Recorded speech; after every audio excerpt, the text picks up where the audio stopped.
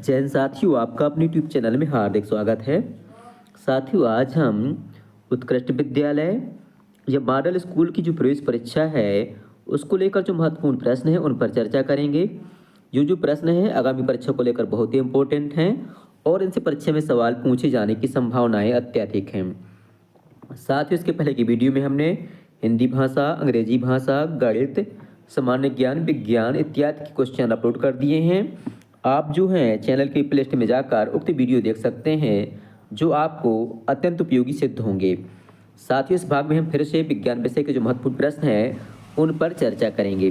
तो आइए साथियों देखते हैं विज्ञान विषय के महत्वपूर्ण प्रश्न और उनके सही उत्तर। साथियों, विज्ञान विषय का पहला प्रश्न है, पृथ्वी की सबसे बाहरी परत जहां मानव रहते हैं उसको क्या कहते हैं? The outermost layer of the earth where human beings live is called. तो उसको क्या कहते हैं? जलमंडल कहते हैं, हाइड्रोस्फीयर या एटमॉस्फेयर यानी कि वायुमंडल कहते हैं, ये सोलर सिस्टम कहते हैं, या लिथोस्फीयर या स्थल मंडल कहते हैं। तो साथ ही इसका सही उत्तर है ऑप्शन चौथा, स्थल मंडल या लिथोस्फीयर, जहां पर मानव रहता है। अगला प्रश्न है, पृथ्वी की भूपर्पटीय भाग में पिघला हुआ चट्टानी पदार्थ ठंडा होकर क्या बनता है? The crust of the earth, molten rock material after solidification forms. पहला है सेडिमेंट्री रॉक्स यानी कि अवसादी सेल, दूसरा है मेटामॉर्फिक रॉक्स यानी कि कयांत्रित सेल, तीसरा है इग्नेशियस रॉक्स यानी कि आग्नेय सेल, और चौथा ऑप्शन है बोथ ए और बी।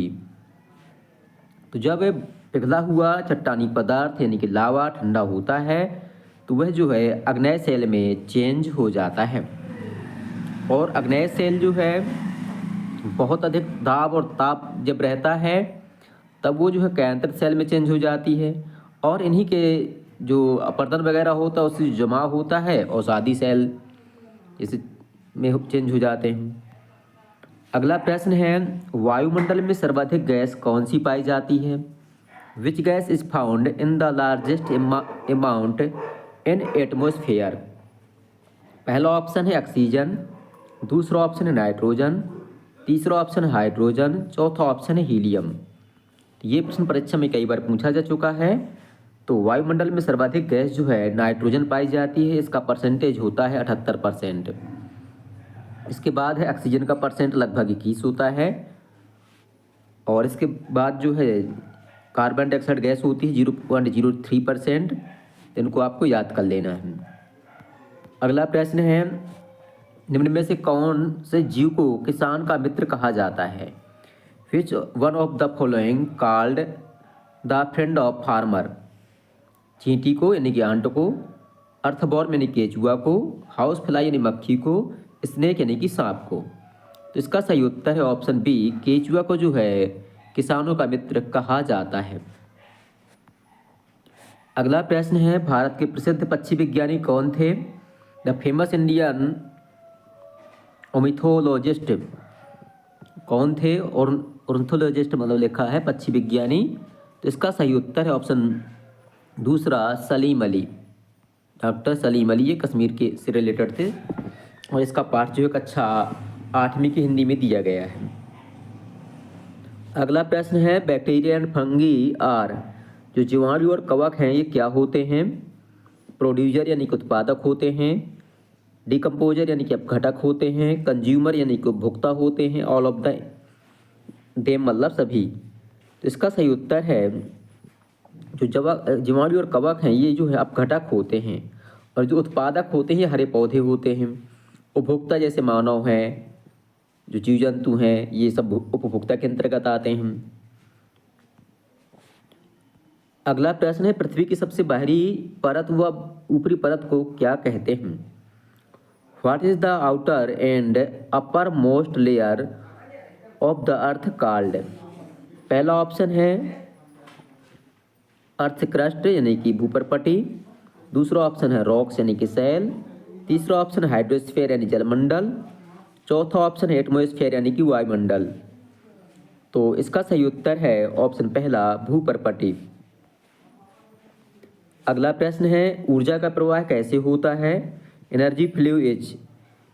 तो इसका सही उत्तर होगा ऑप्शन सी, यानी कि सबसे पहले ऊर्जा या सूर्य का प्रकाश से हरे पौधों को मिलती है।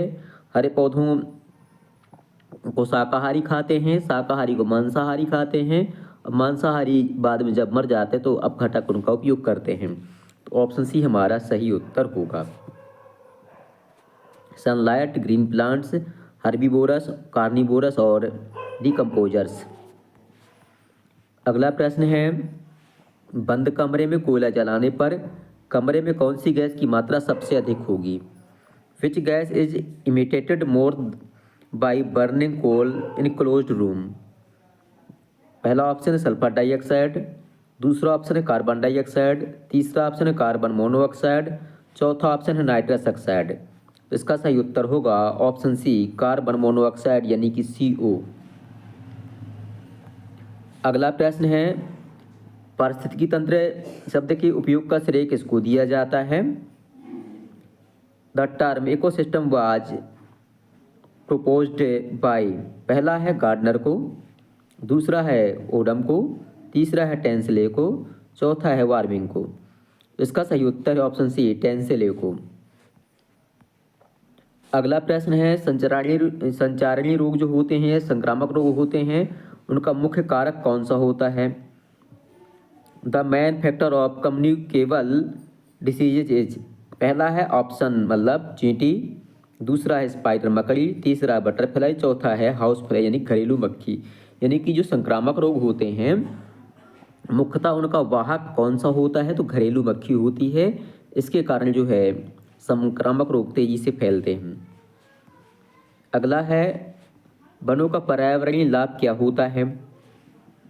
Ecological importance of forest is, पहला ऑप्शन है balance between carbon dioxide and oxygen, यानी कि कार्बन डाइऑक्साइड और ऑक्सीजन में संतुलन, दूसरा है रिडक्शन ऑफ टेम्परेचर यानी कि तापमान में कमी होती है, तीसरा है कंट्रोल ऑफ पॉल्यूशन यानी प्रदूषण में रोक होती है, चौथा है उपरोक्त सभी। तो वनों से हमें उपरोक्त सभी लाभ प्राप्त होते हैं। ऑप्शन डी सही उत्तर होगा। अगला है किस पुस्तक में संकटापन्न स्पीसीज का रिकॉर्ड रखा जाता है? Which book keeps the record of endangered species? तो पहला ऑप्शन है द जंगल बुक में, दूसरा ऑप्शन है पंचतंत्र में, तीसरा ऑप्शन है गिनीज बुक में, चौथा ऑप्शन है रेड डाटा बुक में। तो जो विलुप्तमय प्रजातियां हैं या संकटापन्न प्रजातियां हैं उनका रिकॉर्ड जो है रेड डाटा बुक में रखा जाता है। इसको जो ICUN जो है इसको प्रकाशित करता है और इसमें जो है इनका रिकॉर्ड रखा जाता है। ऑप्शन डी हमारा सही उत्तर होगा। अगला है जो कुनैन नामक दवा है किससे बनाई जाती है? कुनैन मेडिसिन इज मेड ऑफ, पहला ऑप्शन है चिकल वृक्ष से, ट्री से, दूसरा सिनकोना वृक्ष से, तीसरा नीम ट्री से, नीम के पेड़ से, चौथा है डेट यानी कि ताड़ के वृक्ष से।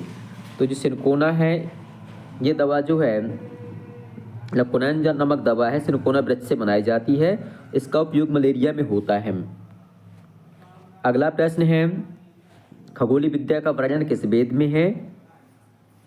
विच वेदा डिस्क्राइब एस्ट्रोलॉजी? पहला ऑप्शन है यजुर्वेद, दूसरा ऑप्शन है सामवेद, तीसरा ऑप्शन है ऋग्वेद, चौथा ऑप्शन है अथर्ववेद। तो इसका सही उत्तर है ऑप्शन सी, ऋग्वेद में जो है खगोलीय विद्या का वर्णन है। सामवेद में गाए जाने यज्ञों के समय गाए जाने वाली ऋचाओं का वर्णन है। तो ऑप्शन सी इसका सही उत्तर होगा। साथ इस प्रकार से विज्ञान विषय के ये प्रश्न पूरे होते हैं। आपको वीडियो पसंद आए तो वीडियो को लाइक करें, अपने साथियों के साथ शेयर करें और हमारे चैनल को सब्सक्राइब करना बिल्कुल भी ना भूलें, ताकि आगे आने वाला अपडेट आपको समय से मिल सके और आपकी तैयारी बहुत अच्छे से हो सके और आपका चयन इस परीक्षा में हो सके। बहुत बहुत धन्यवाद।